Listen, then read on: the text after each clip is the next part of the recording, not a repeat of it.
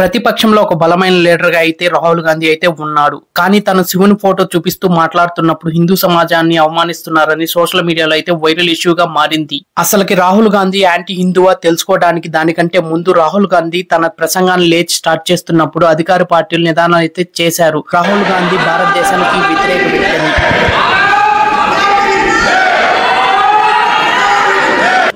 जय संविधान कॉपी है उसकी।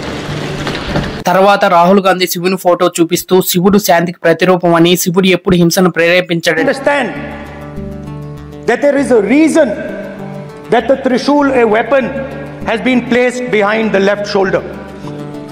The Trishul is not a symbol of violence. It is a symbol of non-violence, and that is why it is placed in a place where Shiva cannot reach it with his right hand. If it was a symbol of violence, it would have been held in his right hand like this. It is a symbol of non-violence. That is why it is placed behind his left shoulder. In fact, Shivji places death 1 inch from his neck, and that is the spirit with which we fought when we were in the opposition.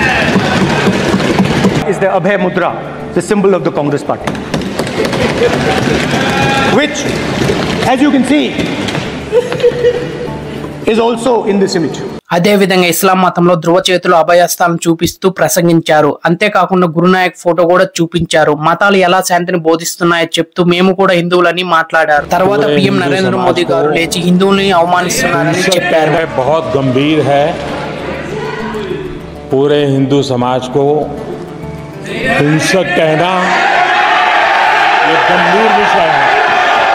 అసలుకి Rahul Gandhi different మతాల ఫోటోలు తీసుకొని వాళ్ళ యొక్క గొప్పతనం చెప్తూ మేము కూడా హిందువులని చెప్పడం అయితే జరిగింది. ఇప్పుడు చెప్పండి, మీరే రాహుల్ గాంధీ యాంటీ హిందువా లేకపోతే హిందువా అని కామెంట్ చేయండి.